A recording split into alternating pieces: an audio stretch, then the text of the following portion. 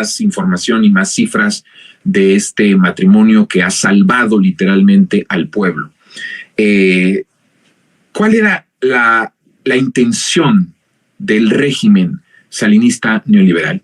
Y volvemos a ser muy insistentes en lo pedagógico, de entender de una forma muy bien, muy clarificada, que ese régimen salinista neoliberal está, o forman parte de ese régimen salinista neoliberal, los medios de comunicación, sin duda alguna. También forman parte la oligarquía, la mexicana, que tiene conexión evidentemente con lo extranjero. Forma parte, por supuesto, los intereses de Washington, los intereses del imperialismo, los intereses del gran imperio. Forma parte también el crimen organizado. Desde el 2006 yo les he venido explicando, hay varios monólogos en donde hablo, pero hay uno en específico donde hablo completamente con respecto a esto, cómo con Calderón el crimen organizado forma parte o empieza a formar parte ya de una manera formal, digámoslo así, del régimen salinista neoliberal. Entonces, ese régimen salinista, todas esas cabezas de las que les estoy hablando, eran los que querían que no se estableciera un matrimonio entre ese líder político, ese líder social y el pueblo. O sea, ellos entendían muy bien, porque pues no son tontos. Lo que pasa es que a veces, por supuesto, que hay dentro de esta clase política muchos limitados, lo digo con todo respeto, muchos limitados en la cuestión intelectual, ¿no? Entonces, y pensamos que toda la clase política y todo el régimen son ellos y por lo tanto ellos son estúpidos y los podemos pendejear y nos podemos burlar de ellos. Y yo lo he dicho, si bien está bien, yo no tengo por qué estar peleado con eso y de que yo mismo me pitorreo en otros espacios, aquí mismo lo hago el jueves, ¿no? Estábamos pitorreándonos Jesús Pérez Gaona y su servidor con respecto a la clase política, Xóchitl Gálvez, al fuego amigo, eso se vale, perfecto. Pero no pensemos que porque una de sus integrantes o varios de sus integrantes son muy limitados intelectualmente, políticamente, y bueno, ya no se diga y moralmente, ¿no? Ahí sí están totalmente destrozados, ahí sí están destruidos por completo, pero no pensemos que toda la clase política es así. Ellos saben perfectamente bien que si en algún momento de la historia, en algún momento de todo este recorrido de López Obrador para la transformación del pueblo, había un enlace espiritual, había un enlace matrimonial entre ese líder social, ese líder político y el pueblo, iba a ser muy complicado destruirlo, en principio a él como líder de ese proyecto transformador, y una vez llegando a la presidencia de la República, pues iba a ser muy complicado arrebatarles el poder, porque el pueblo ya había, en ese momento, iba a estar convencido, como lo está, de que la transformación es la única manera en que este país puede seguir adelante, ¿no? Se puede fundar una patria nueva, que también hay un monólogo con respecto a eso. Entonces, a lo largo de mucho tiempo, cuando se comete el fraude del 2006, la intención que tenían este régimen y que utilizaron, ahí tuvo un protagonismo muy fuerte de todas esas cabezas que les he dicho siempre que forman parte de ese régimen, jugó un papel bien importante lo que llamamos los medios del gran capital o los medios hegemónicos. Ellos se encargaron de desaparecer a López Obrador, que lo que ellos estaban deseando con todo su alma, con todas sus fuerzas, era totalmente la muerte política de López Obrador. Entonces, ¿cómo ha avanzado? Es algo muy importante. ¿Cómo ha avanzado este proceso de transformación en la conciencia colectiva, en la memoria colectiva, en la concientización de las personas, del pueblo, que antes los medios de comunicación tenían esa facultad de matar políticamente a los que se pusieran en su contra o a los que amenazaran sus intereses? Y entonces, en ese momento, todavía en 2006, el poder de los medios de comunicación era muy fuerte, de tal manera que sí, efectivamente, lograron desaparecer de la escena mediática a López Obrador, lograron, y ellos pensaron que habían matado políticamente a López Obrador al no meterlo en ninguna de sus noticiarios, porque lo que decía López Obrador, aunque ya empezaba a tejer ¿no? El pacto para poder levantarnos y transformar al país, y que lo hizo de una manera tan fina, tan delicada, pero tan contundente y tan estratégica. El ir justamente uniendo los hilos, el ir tejiendo la transformación con el México más profundo, y al desaparecerlo de la escena pública, mucha de la gente, sobre todo de la clase media, dejó de ver a López Obrador en las pantallas, y entonces esto generaba dos cosas. Una, que previo a la desaparición del personaje de López Obrador, ¿sí? Previo a eso, había habido una campaña muy negra y muy sucia. Durante las elecciones, el peligro para México, el que íbamos a hacer Venezuela, toda esta campaña totalmente sucia que había sido pagada por los poderes fácticos, por los empresarios.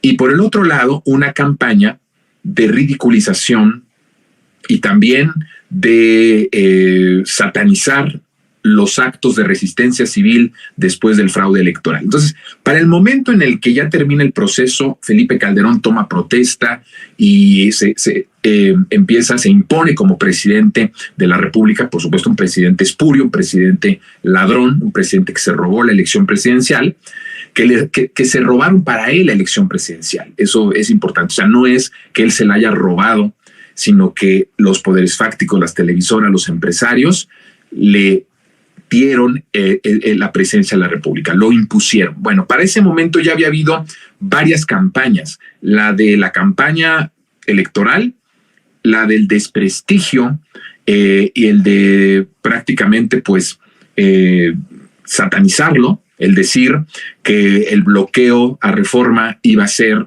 un bloqueo que iba a generar desestabilización, que los mexicanos nos teníamos que unir. ¿Se acuerdan de esas campañas?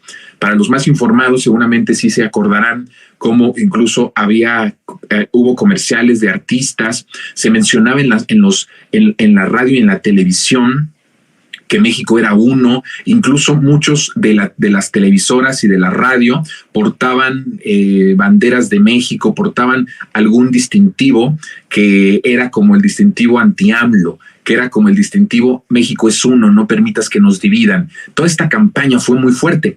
Para ese momento, cuando ya Calderón toma protesta, es el presidente de la República, López Obrador se enfrenta a otra gran campaña, sumada a todas estas que ya acabo de decir, que es la del olvido. Creo que esa es la más fatal, la más fuerte, la más contundente. Lo peor que le puede pasar a una persona, a un líder social, a un líder de opinión, a cualquier persona que aspire a cierta posición de influencia, pues es que no hablen de él, que pase desapercibido. Y en la política eso pues es la muerte política por completo.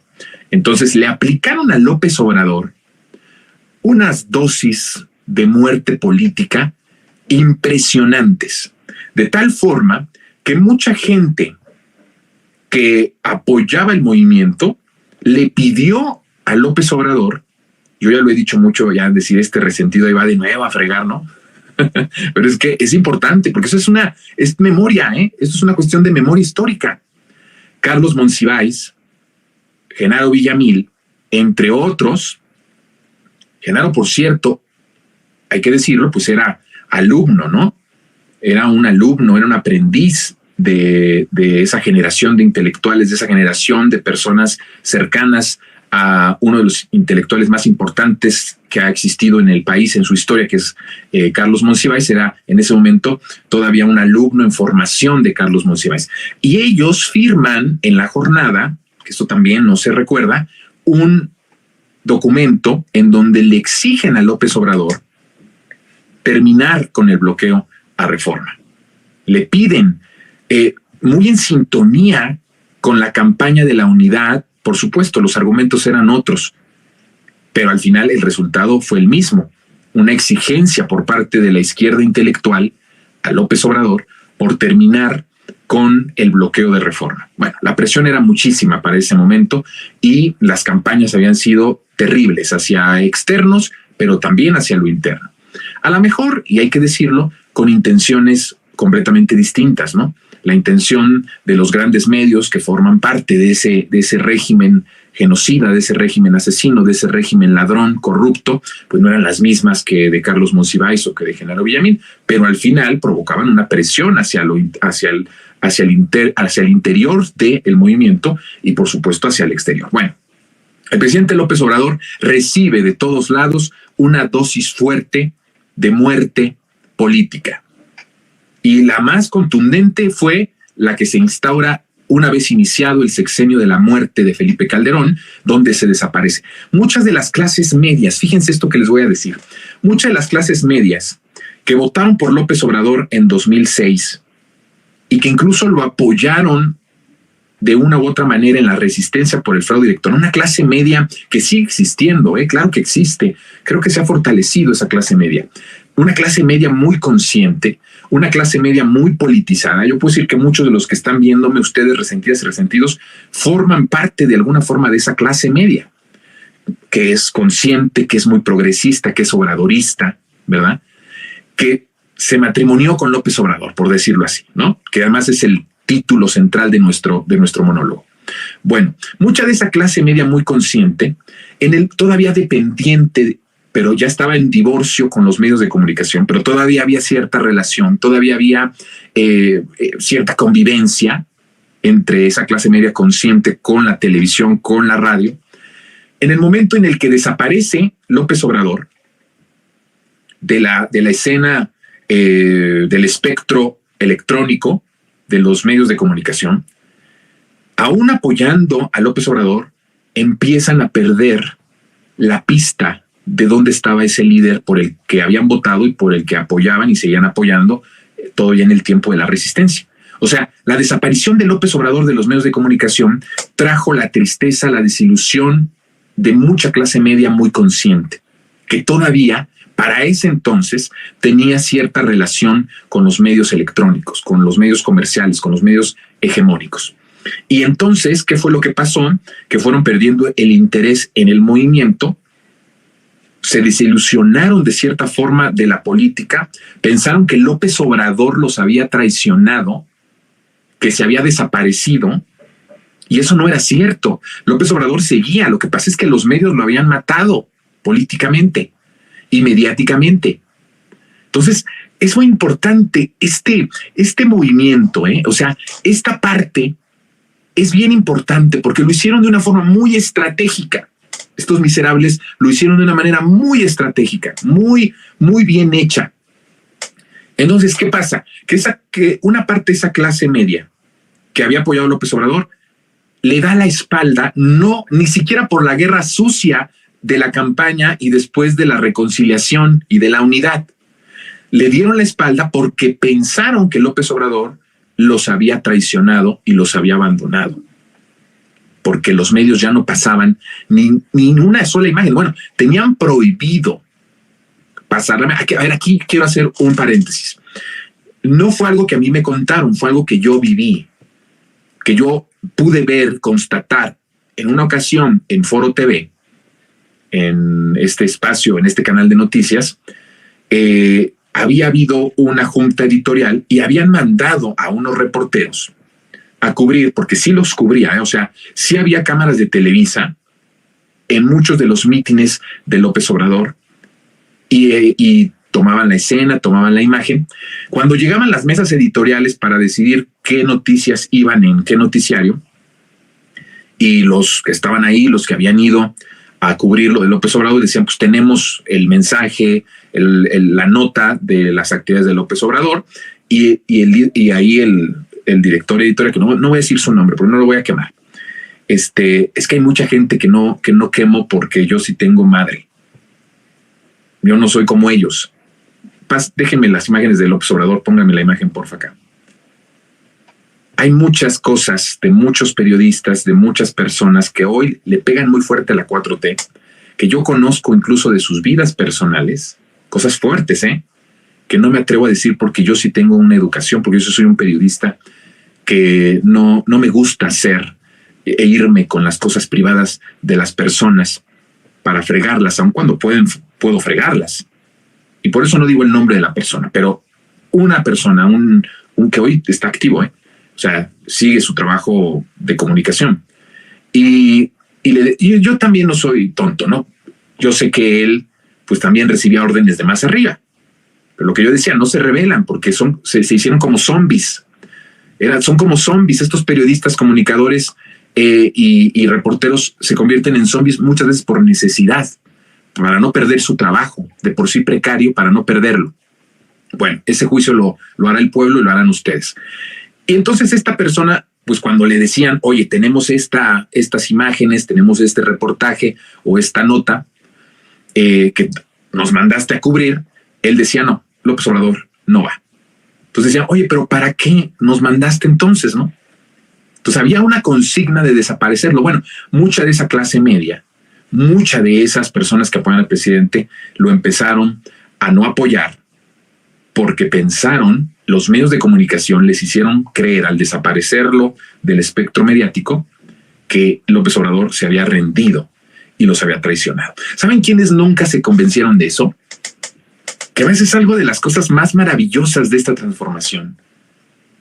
Que el México profundo, los pobres, los más desposeídos, los más desprotegidos, ellos nunca creyeron que López Obrador los había traicionado, aunque no pasaran en los canales, en las noticias, en los noticiarios de la radio y de la televisión. Ellos nunca perdieron la esperanza. Qué hermoso, ¿verdad?